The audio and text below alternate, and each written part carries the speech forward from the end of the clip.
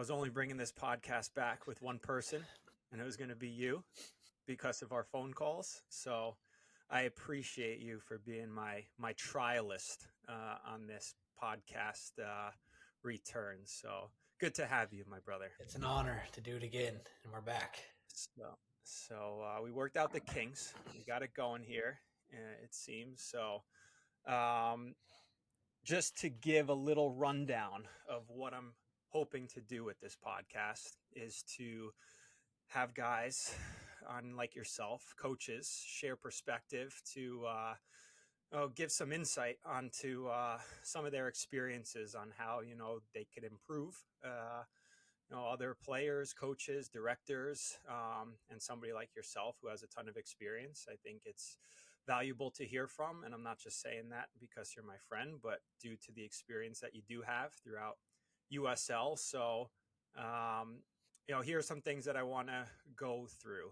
Your longevity through USL. Your career has now spanned 10 years. We're going on 12 years, 10 years. This is the 12th How year. long? 12th year. So I made a note here, actually. You've played more games than the following clubs, okay? And these clubs don't exist anymore. Oh, God, yeah. So we got San Diego Loyal, 116 games. Let's just preface, you've played 260 plus games? I don't know exactly how many, but I think you have. I'll trust you. I did a little bit of research here.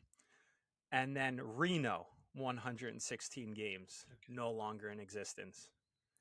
100 games played by Ottawa Fury, no longer in existence. Austin Bold, 82 games. You've outlasted those clubs.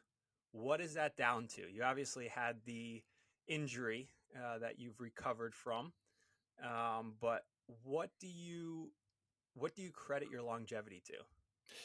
I think first is luck. Obviously, just had the one major injury.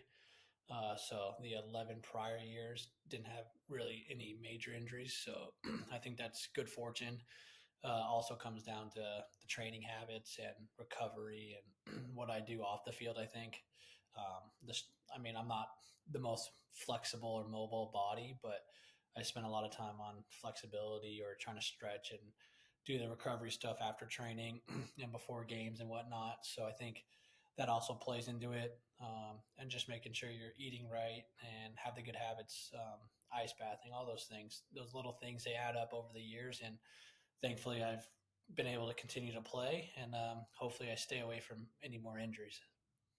So it's like a cliche. Everybody obviously says, "Oh, you got to take care of yourself. This is what you got to do." But give me like a rundown, like dive into what a day looks like in terms of how you eat, stretch maybe before training, after, like what's a day in the life like from a protocol standpoint to taking care of yourself? Like, this is the important stuff that I think hearing somebody like yourself, not the most athletic, you don't pride yourself or your game isn't based around your athleticism, but the longevity of your career,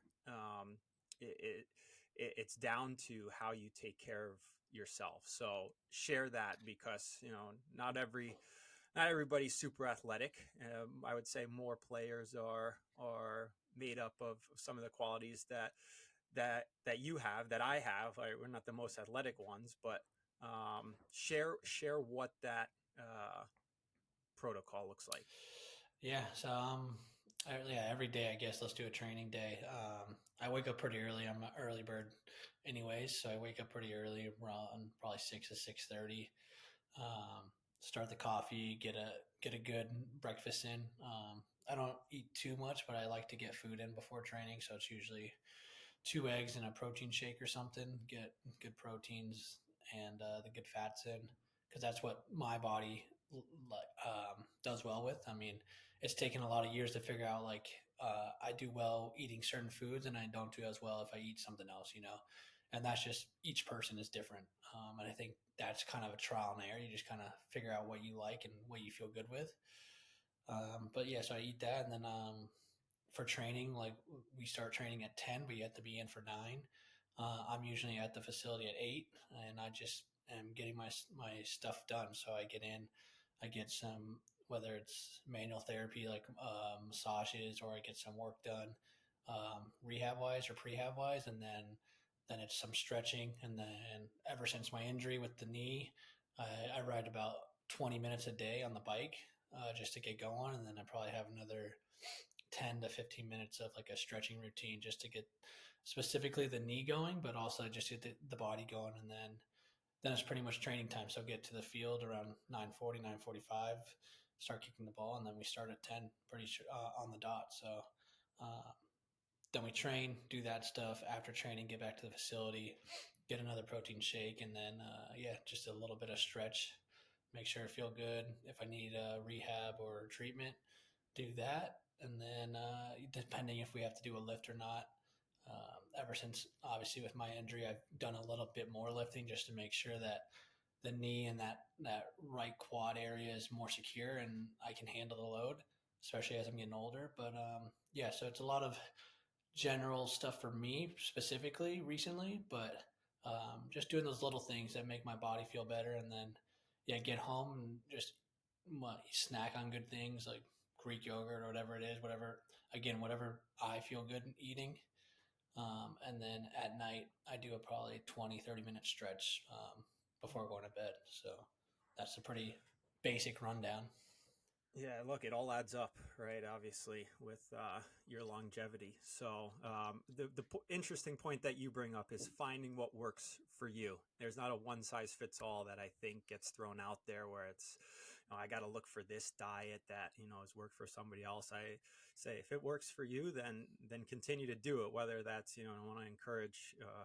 Garbage food and processed foods, but if it works for you, then continue to do it. So you bring up high protein, which I think is super important, and taking care of yourself with healthy carbs and all that. So I, and and I, then the let, stretching piece. let's add a little bit on that. I think that's probably the one thing I wish I could change from when I was younger, especially becoming a pro. I didn't eat well in college. I didn't eat well the first couple of years of professional. I probably didn't eat as well as I should have, and probably because moving in since Brooks moved in, my wife, she's a much better cook, so it's a lot easier for me. But I think nutrition is a huge thing. Nutrition and sleep, they really impact how you perform, and I think that will help you play longer, but also helps you play better.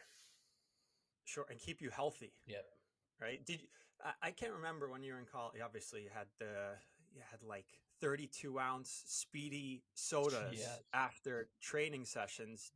I don't remember you having many injuries. I know just the typical stuff, but like what the from a from a nutrition standpoint, what like subtle things do you notice by just change? Like you said, you made a change when obviously you started living with Brooke on a regular basis, but what subtle things did you start to feel different about? Yeah, I think you just feel better first and foremost, and then I think your sleep is better. You can go to sleep easier, so that you're not just laying in bed. I think you wake up with more energy, and then I think the recovery after each, like not injury wise, but just like after each training session, you recover faster, and then you're ready for the next day instead of saying, "Oh, well, Less aches and soreness. yes, exactly." That soreness the next Mm, day, like, okay, I gotta get through that. But I think with nutrition that helps, especially again, that relates to the sleep, and if you get good sleep, I think it all correlates.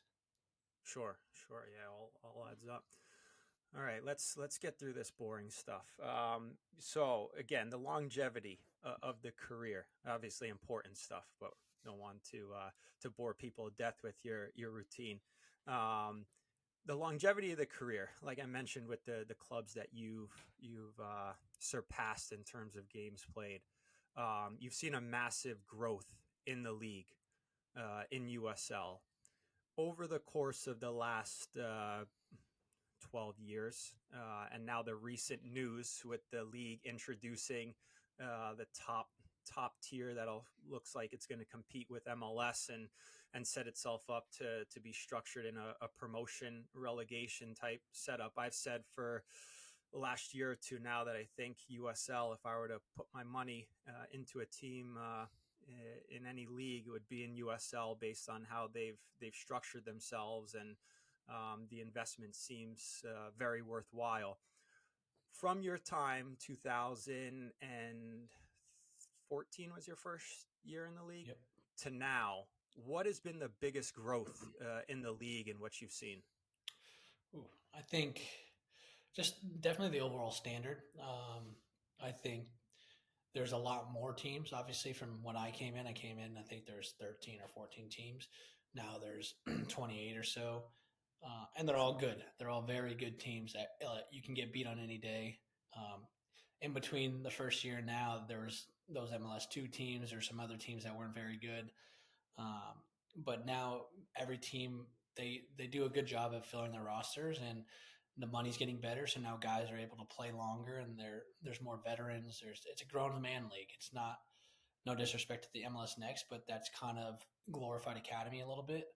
And Sure. obviously USL isn't the MLS, so it's not the top division, but it's still a really competitive grown men league. So it's definitely gotten better overall. And then also I think the standards of each club, whether that's the training grounds or the stadiums and everything in between. Yeah, so just the amenities, the structure of what clubs provide, obviously the competition you mentioned, I think it was 12. I remember when opportunities were being presented when I was finishing up a year after you, there were not many exciting options of cities to be in. Now some of the markets that clubs are in, from obviously Indy where you are, and just throughout the whole country. Charleston, beautiful place to be, has been around, but there's now a more options, a bigger selection for players to consider. And I think for the league, it's in a really they're in really attractive markets. So you bring in like grown man league, right? And some of the players that the league has been able to attract due to the professionalism, the pay, those factors and variables that make it more appealing for players. Um, Talk about the quality of player. We've seen some now go on to MLS and move on to Europe, which wasn't happening 5-10 years ago to the extent that it is now. Um, how have you seen like the development of players that either come up through their academy system or get brought in from foreign countries, South America, Europe? Um, talk through just the quality of player and what you've seen change, whether that's the speed of play or technique in any capacity. What really stands out in terms of the quality of each player?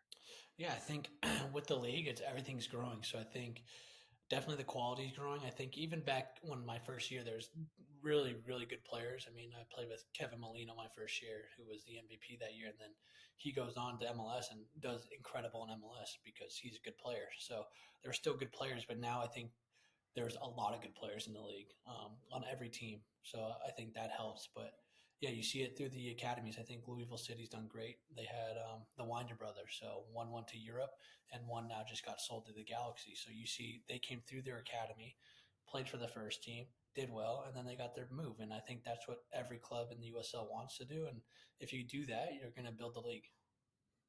Do you think that's coming down to coaching, or do you think that's just coming down to like amenities that the clubs are offering to be able to attract those sorts of players? What's going into this progress for players to have some of these opportunities? Yeah, I think it definitely comes down to opportunity. If Louisville City wasn't there, then who knows what those brothers are up to, right?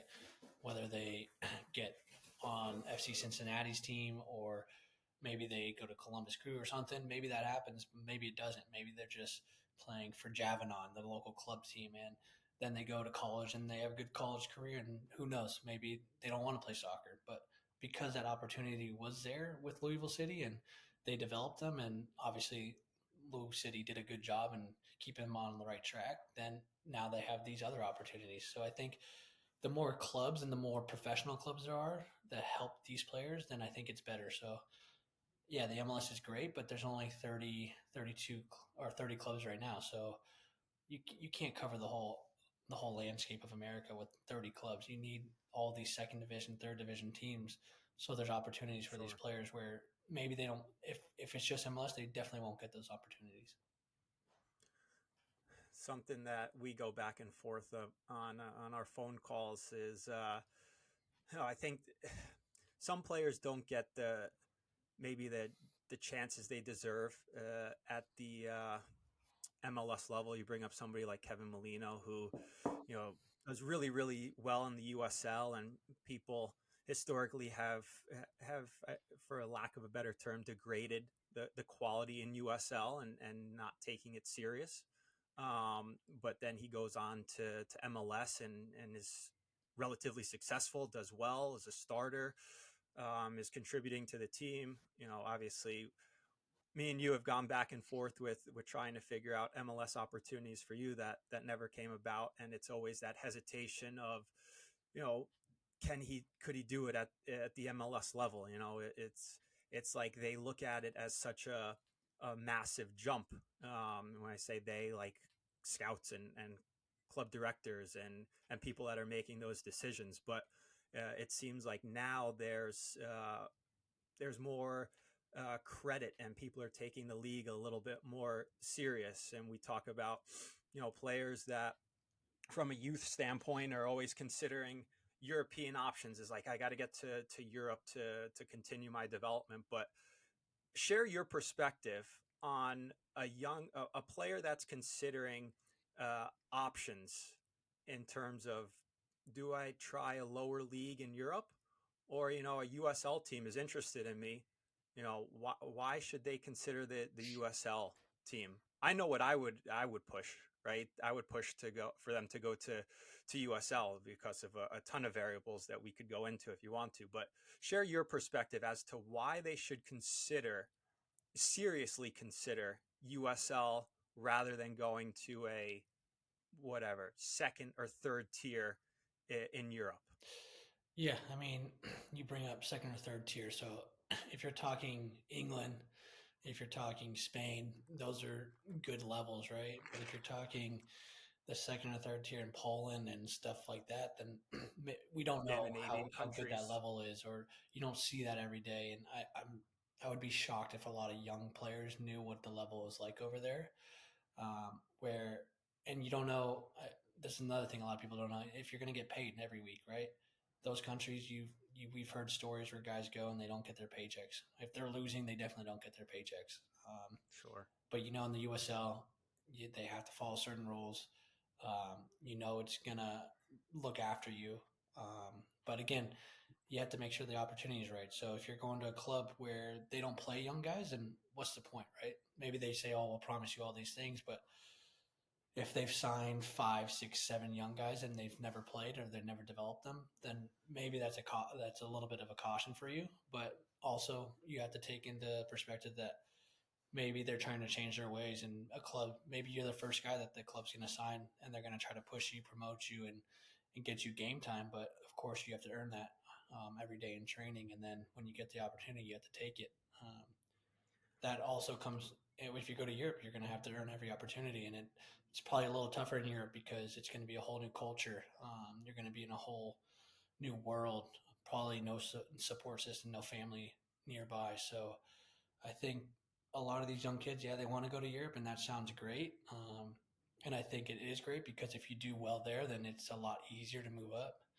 But I think the USL is doing a fantastic job of treating their young players and getting them recognition. And if they are doing well, now the MLS is looking at them saying, okay, you know what, he can come and do a job for us. And then from there, you never know what's going to happen.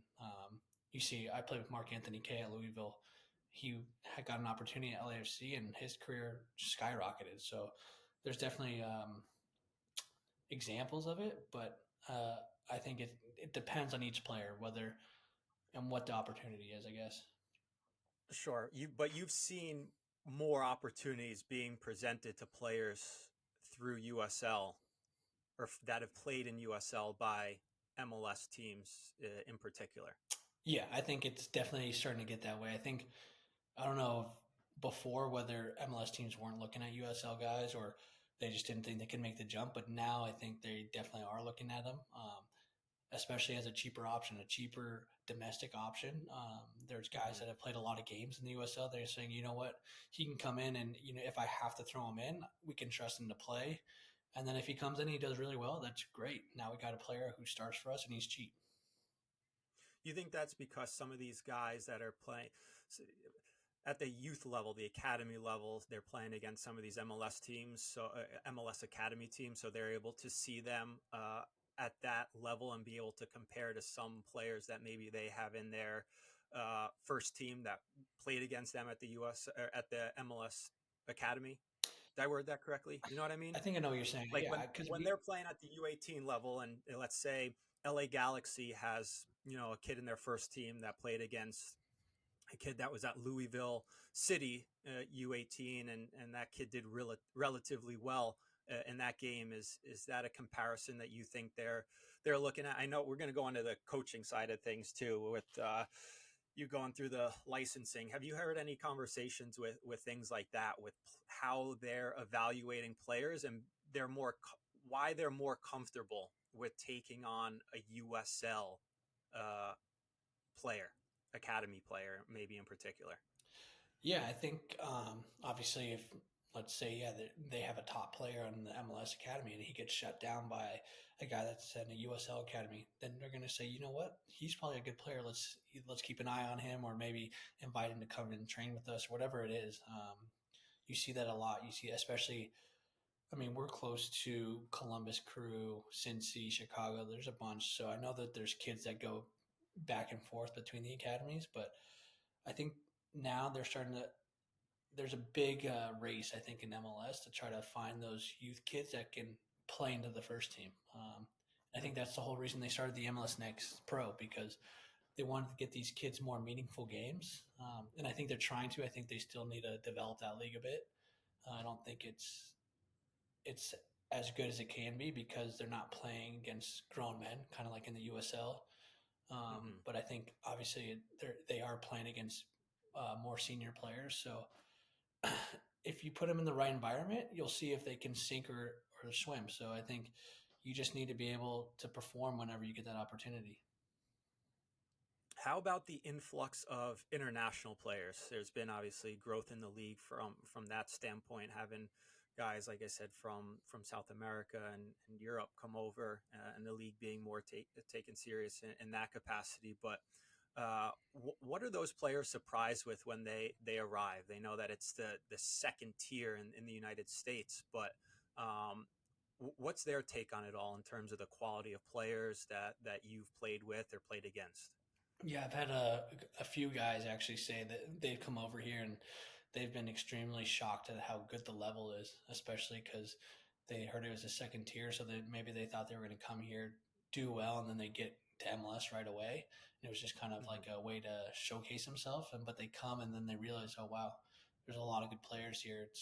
It's hard. There's a lot of different things you have to deal with. So whether that's travel or different time zones, different weather in different cities. So there's a lot of difficulties in the league here that people don't realize until they're actually playing. And then also they love the standards of the training facilities, the stadiums, how they get taken care of. And I've heard a lot of positive things from guys that have come from either South America or England and places like this. What are on field specifically? What are they most surprised about? I think they're most surprised by the athleticism. I think they didn't understand that the USL especially it's kind of 1,000 miles per hour at all times. A lot of teams like to press, so it's very fast. And then obviously you have these guys that are freak athletes, and so say you're a right back and you're going against someone who is ridiculously pacey. And maybe you don't see that every day back home, but on every USL team, there's definitely someone out wide who can run by you. Mm-hmm. Talk about some of the other amenities. I'm just thinking about how I'm going to approach this podcast with other guests, and the main thing is sharing perspectives and trying to bounce ideas around and improve certain areas. We obviously follow Manchester United, not going through the most glorious period right now, but you bring up some of the amenities at certain clubs that surprise guys and what's being offered, and we look at a club like Manchester United that is going through a really rough period right now, and we can only speculate, but we've seen certain posts where they're changing their menu and their cafeteria for the players and staff. And for me, food is one of the most important things that you can offer to players and staff. I think it's just such a communal thing where you're able to sit down and interact and enjoy and relax after training or work. And to cut the menu is probably the last thing that I would do if I was running a club. But um, again, only speculation. What in the world do you think is going on at Manchester United as to why they're struggling as much as they are? Yeah, I think we talked about this a bit. I think it comes down to the culture. I think they kind of lost that culture ever since Sir Alex left. He was the culture probably. He was the one. He was the boss. Everybody listened to him, and Sure, but one manager I think, and then makes that big of an also, impact. yeah, I I'm think not no, discrediting no, him. I I don't know, want I to know. I think discredit him. he was the main reason, and then as soon as you start losing one, two, three, four of his guys, his players who kind of maybe kept that ticking over a little bit, then it starts creeping in, right? So if your standards up here and they slowly are dropping, and eventually your standards keep dropping, then okay, you think this is a high standard because you've been here for a year and this was the high standard, but it used to be up here, and that's where I think it's really slipped. I think the culture's been wrong. Um, I don't think they've figured it out. Maybe they're on the right path now, but um, yeah, it has to start. Everyone has to be pulling in the same direction. If you have people saying we should do this, and then other people saying, "Well, we should do this," then there's definitely going to be some cracks there. You bring up standard. There's so many things I want to talk about based on that, but you bring up standard. You're a big standard guy. I'm in the same boat with that as well. I think that's what probably some of your new teammates get surprised with you about when you set the tone in training. We obviously went back and forth with it during our college days, but when you talk about standard, like people throw around the word culture, you throw around standard. Um, let's go into that a little bit more. Like, what does that really mean? Like, people talk a big game when it comes to culture. I was around it and as a player and coach at St. Benedict's, right, at Akron. So those are programs that have a strong culture. You talk about standard and culture. What does that mean to you, and what have you tried to pass along to some of your teammates? There's a clip going around, I think, of Robin Fraser, the Toronto coach, about every pass is important. And again, another cliche, but I don't think people really realize how important that is. So, give your take on that. Share your perspective. Yeah, I mean, for me, yeah, it's pretty similar to that. It's every single day you have to be performing at your best. Whether you feel great or not, you have to be giving 100%. And whether that 100% that day is just 80% of your best, you need to give that 100%, right? You can make mistakes, you can miss a pass, but if you're doing the wrong things, if you're not focused, then there's the problem, right? If you're not actually in tune with the training session or you're not focused on doing the right things, that's where I know I lose my head and I don't accept that. Um, but if you're trying things and if you're focused and you're working hard, then yeah, no problem. We can always fix things, but I think that's where the standards come in and that's where the culture comes in. I think that starts at the top, which is usually the coach.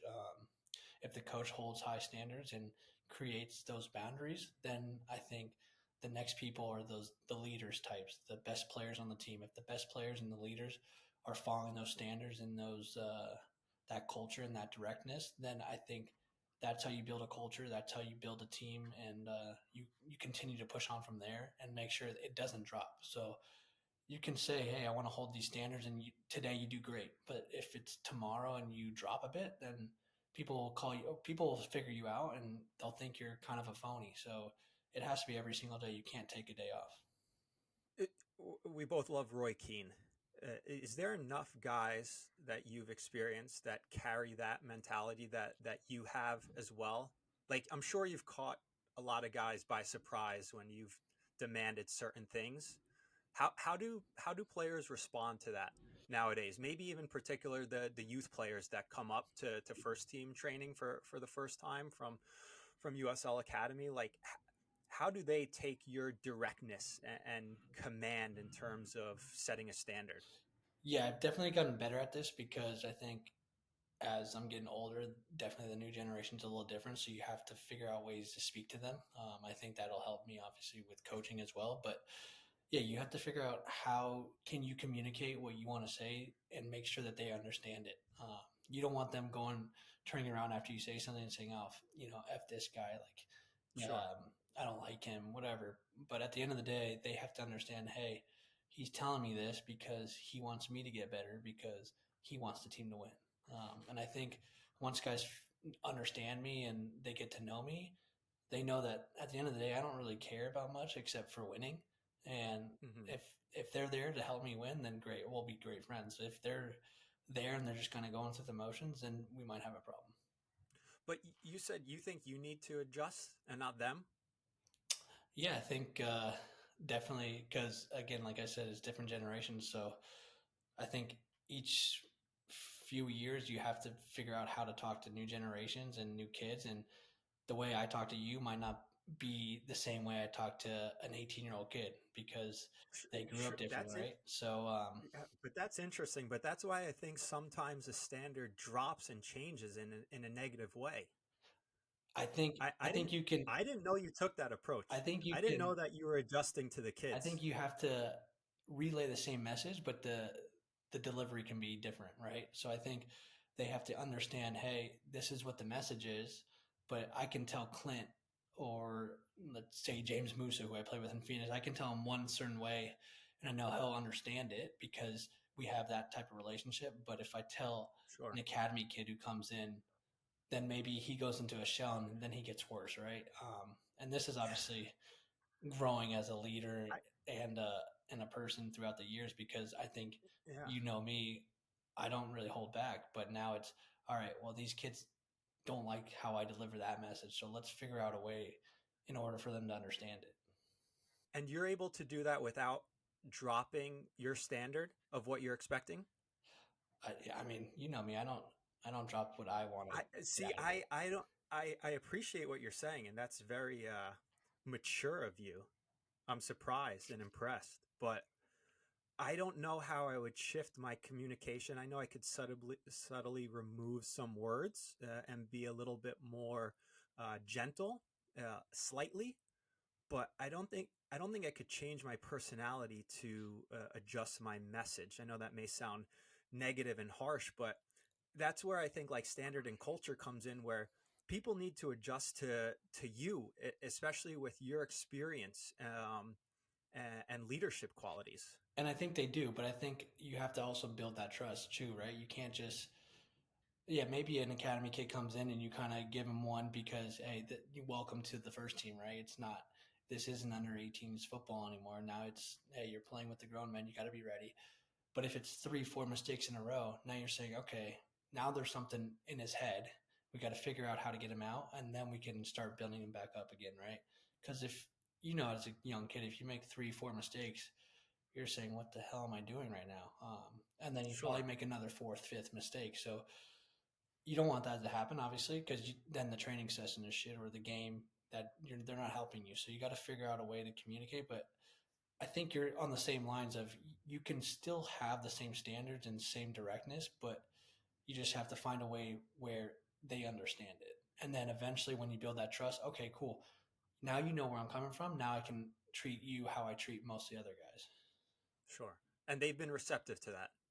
I think I'm lucky enough because I have the experience that they are receptive to that. But again, it's trying to build that trust, and I think that's come with more of a understanding. I want to be a coach, so it's okay when I'm a coach. I can't just tell people, "Hey, do this," because maybe they don't Mhm. like being talked that way, right? Each player wants to be talked differently, so you got to find that balance. But again, at the end of the day, Yeah. like you said, you have to keep the standards high.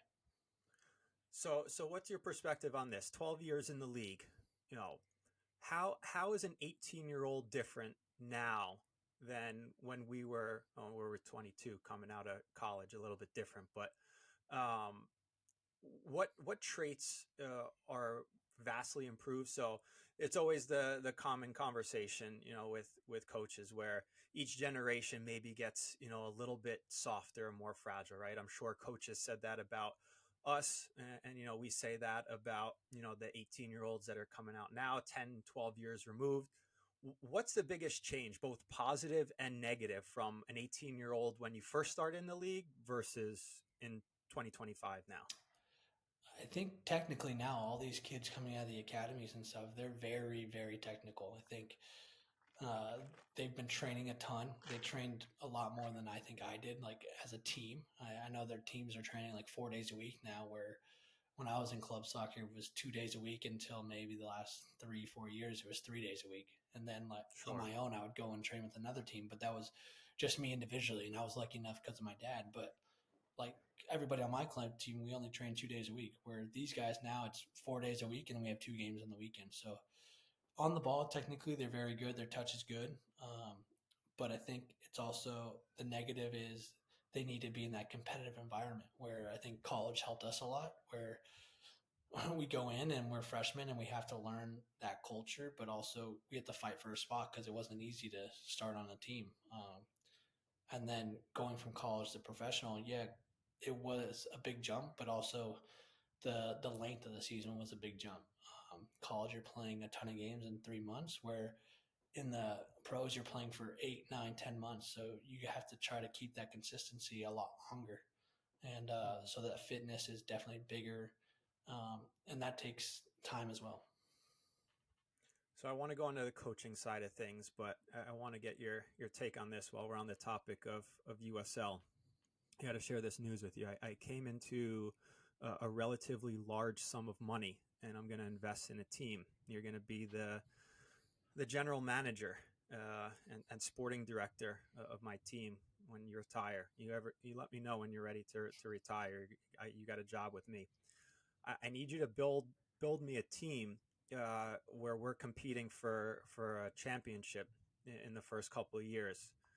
You got three players in the league to build the team around.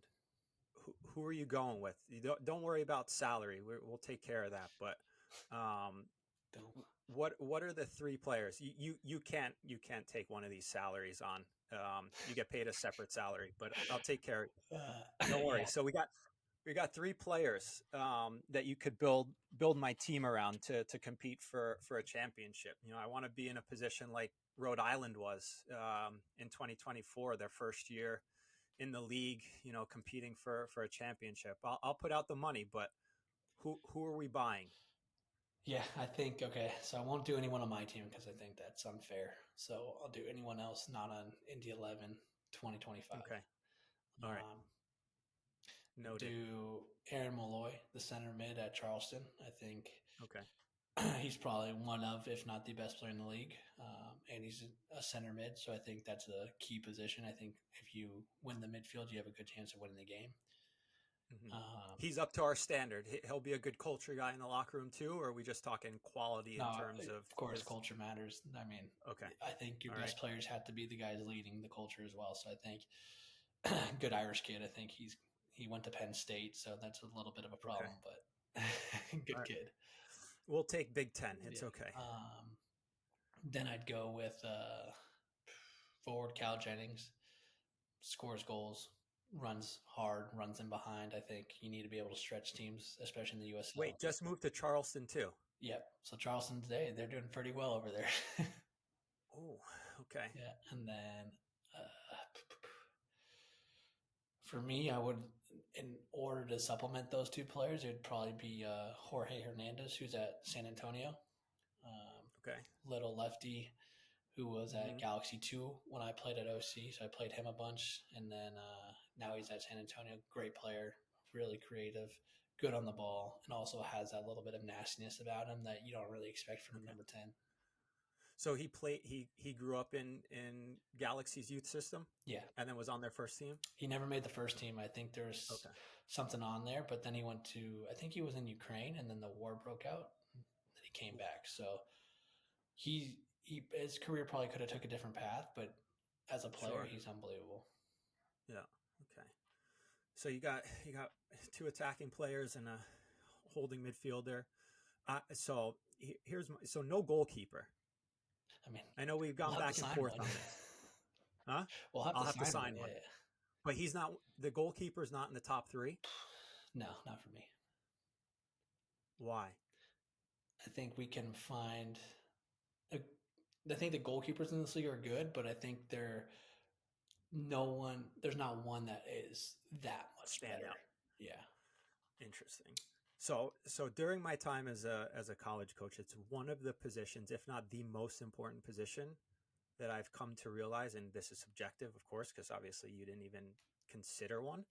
Um, that I just see as such a difference maker. Again, I was not a goalkeeper. You're not a goalkeeper, obviously, but and they're a different breed. All due respect to goalkeepers, but for me, I've come to find that a goalkeeper has to be in one of my top three selections when I'm looking at players. So it's just again another interesting I take and think. differences that we have, and Yeah, I would take a six as well, like you did. I'd take a goal scorer, but I think I'd throw a goalkeeper in there too, like a top goalkeeper. But again, that's your perspective on the league, knowing the types of goalkeepers that are there, and obviously you scored a bunch of goals on all of them, I'm sure. So I don't think maybe we can there's just throw a bum in there, but yeah, I think we can find a good goalkeeper.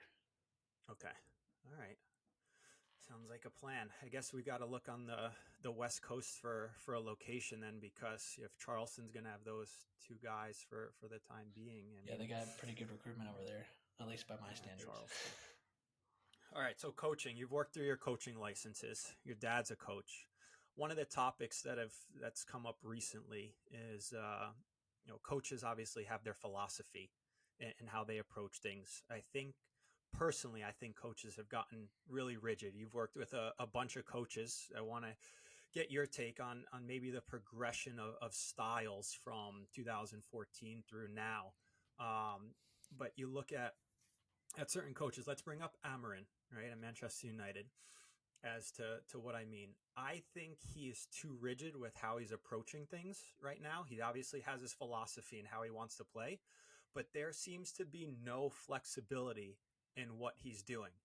And you're telling me, is Manchester United really, they're 15th place right now, I think, in the Premier League? Are they really of quality to be in 15th place? So coach is too rigid, or what have you seen? How would you approach things maybe a little bit differently? What's your take on it?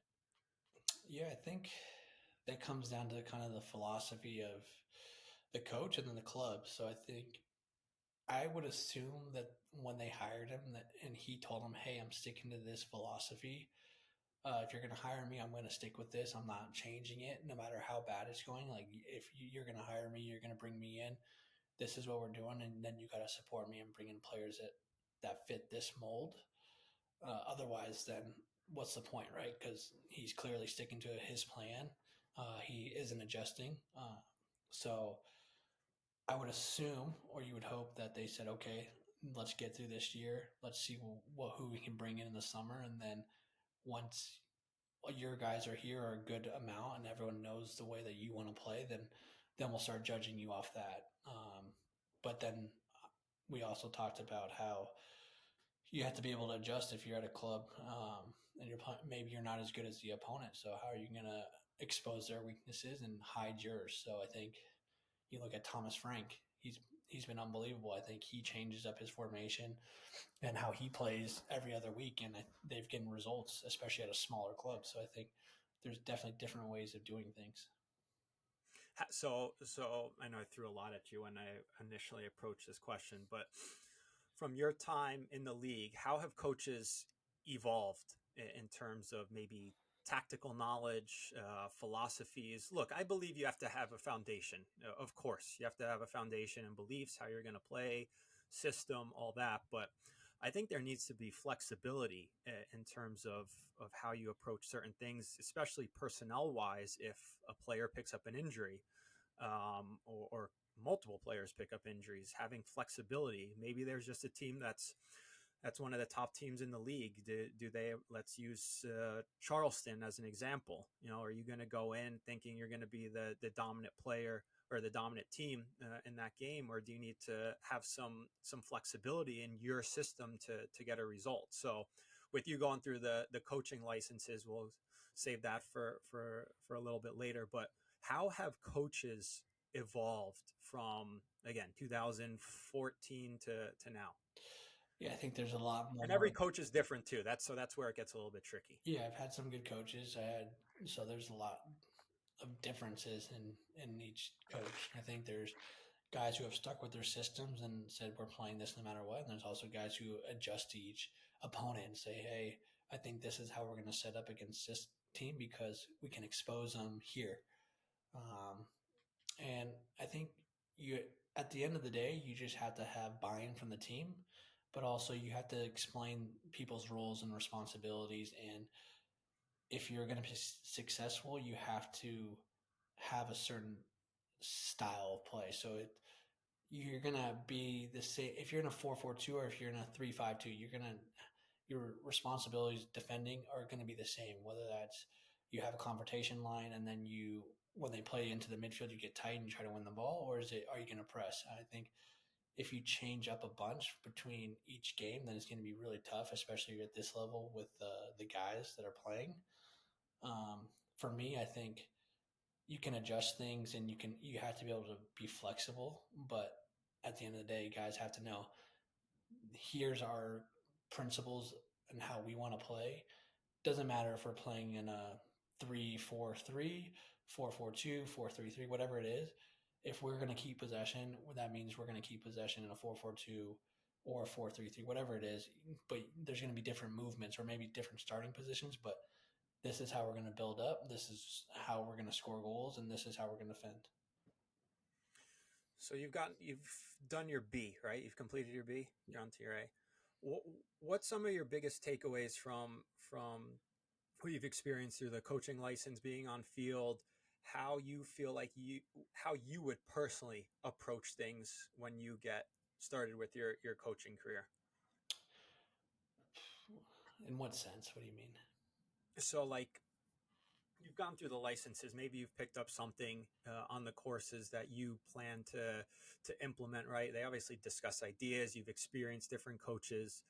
W- let's say you're coaching India 11's academy, under 18s, right? What's the oldest team? 18s, 19s, Yeah. right? How would you approach things? Forget the club philosophy in terms of maybe how they want to play. What are some things that you're introducing from your coaching, uh, I guess, experiences, education that you'd like to implement moving forward? Yeah, for me, I would want to control the ball. So control the game, especially. So that's with and without the ball. So I'd want to have possession of the ball, but also not have silly possession. So I don't want to just keep the ball next to my own 18-yard box. So if a team's pressing, I want to bait them in maybe, and then if there's a ton of space behind them, let's play in behind them. Let's get up the field and then keep the ball in their half. And then I've been reading a book where the most important statistic isn't possession, but possession in the final third. So, how can we keep possession in the final third? Because that leads to scoring chances and scoring goals. So, if we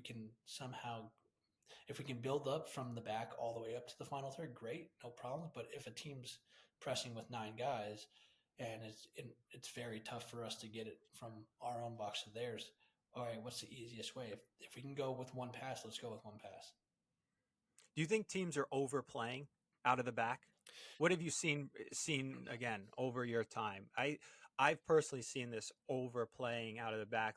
Let's look at the first weekend in MLS this past week. Look at the goal that LA Galaxy conceded. You know, obviously that's just a one-off, but you can go through some of these EPL games, you know, over the course of the season and last season of teams overplaying out of the back. Obviously, Pep's a big influence of that. De Zerbi's been a huge influence of that.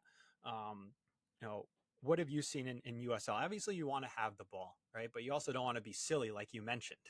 Yeah, I think if you some of these things can come down to technical errors. So if it's a technical error, that's a little different, right? So if for some reason the center back it hit off his shin guard, that would happen one time out of 1,000. Okay, let's mark that out. But if we're trying to play into a center mid with a guy on his back and his only pass is going to be a bounce back to you, then there's no point in playing that pass, right? So if that's Sure. going to happen, maybe we bait the team in and then we play beyond them or play into the next line because that's where the space is. So it's all about where's the space and then where do we want to go? We always want to go towards the goal, right? We always want to go and score a goal. And there's a lot of teams or a lot of coaches who say, yeah, Pep's great, obviously, but you don't know how to coach like Pep. Your training sessions Sure. aren't run how Pep runs his training sessions. Like he has a clear idea. He knows exactly what he wants. You're watching him on a Sunday and saying, okay, let's play like that.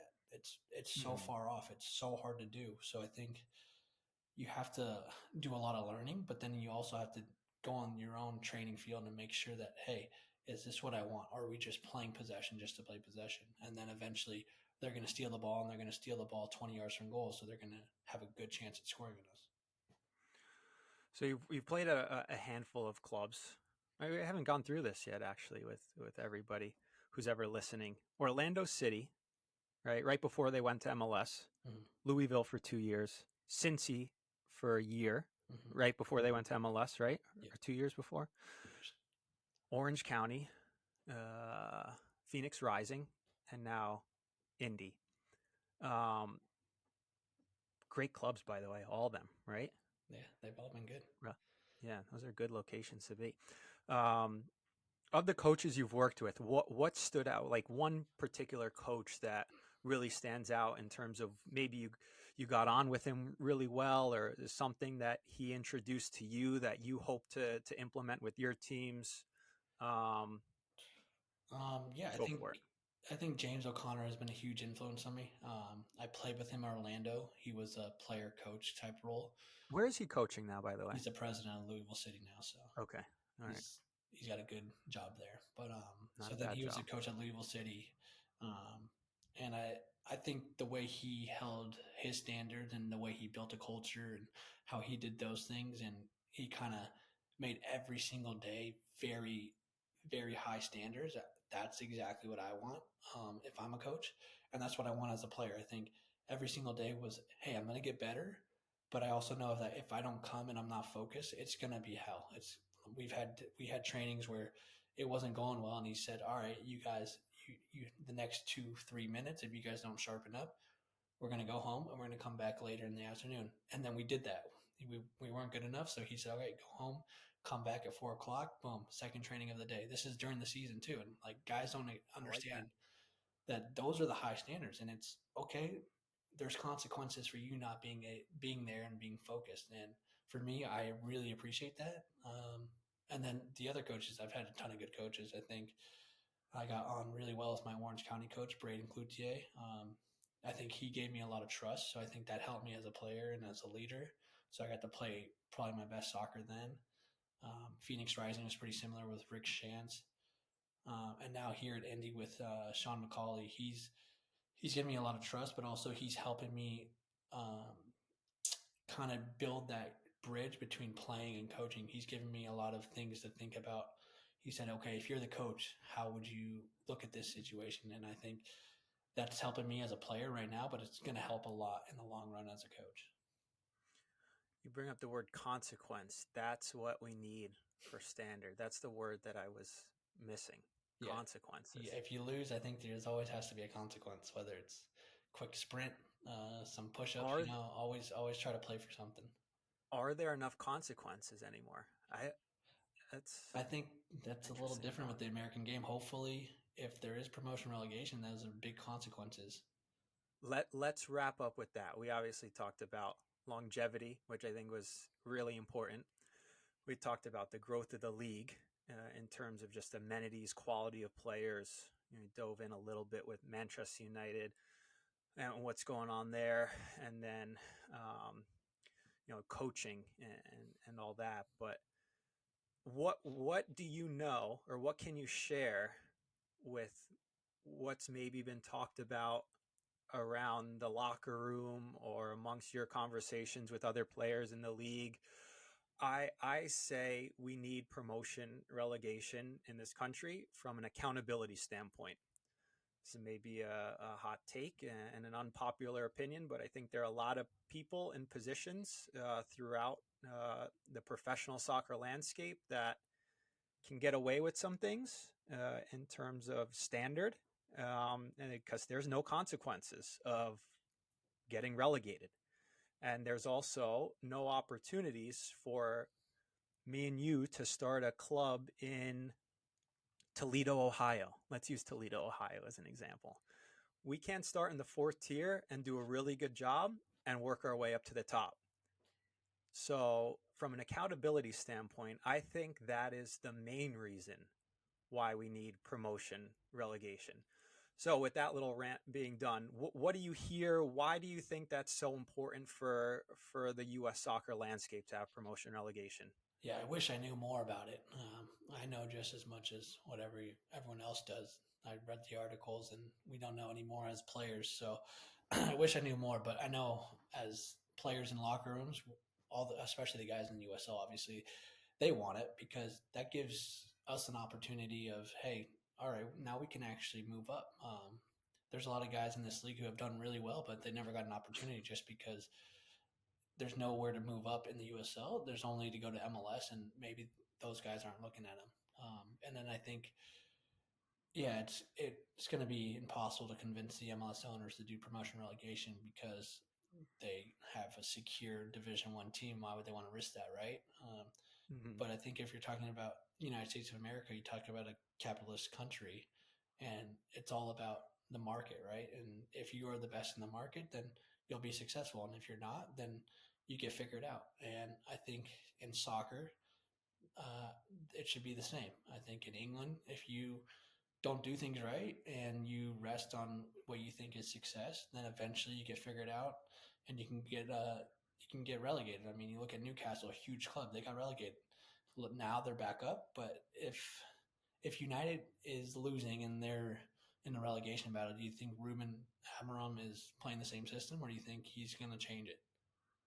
I think he would need a change. That's just me, but I think Ruben Amorim's not changing. I think he would change it if he's in the relegation zone, because that's what a huge, huge amount of money that the club's going to lose, and Sure, a lot of people's jobs are going to lose but because he's very close right now with that. I mean he's He's close, but he's still what 17 points. things happen quickly in the Yeah, league. but again, I think if these owners had the opportunity to lose their status as Division One, then maybe they wouldn't be so, I don't want to say cheap, but maybe they're going out to Complacent. spend, and or maybe they're changing a coach who's been at the club for 10 years who hasn't won a trophy in five of it, or maybe they Sure. haven't been in the playoffs in 4 years. Like there's things where it's okay, you understand why they haven't changed it. They may like this guy, but at the end of the day, you own a club because you want to win, right? You want to win trophies. You want your fans to celebrate, and there's a lot of clubs that aren't winning trophies, obviously, at the end of the year, and they're not making any Mhm. changes. Are you surprised that USL is the one leading the initiative on promotion relegation? No, because the USL has to differentiate itself somehow. And again, I don't think the MLS would do that because how do you convince owners who have spent $500 million for a team in San Diego to say, okay, yeah, if we are really bad this year, we'll go down? It's impossible. Sure. No, listen, I agree with that, and it's it seems to have caught a lot of people off guard that USL is the one leading this promotion relegation charge. But the reality is, you look back at the last 10 years, they've been setting themselves up for this based on markets that they've gotten into, the the the different leagues in terms of the level from championship to League One and to even the USL two, the old PDL. Like they're in some really attractive markets, mid-major markets that they set themselves up, and I guess like we've seen, it all comes down to TV rights, right? And what people want to watch and where the money's going to go. And again, maybe an unpopular opinion, but 10 years down the road, I wouldn't be surprised if USL is the dominant player in terms of US soccer professional leagues. That includes MLS, like being in that same mix. Yeah, I think there's So, an appetite for it. I think obviously you see how successful the Premier League is, but you see you see the story about Wrexham. I think there's tons of people who are fans of Wrexham in this country now just because they watched a documentary about how they got promoted.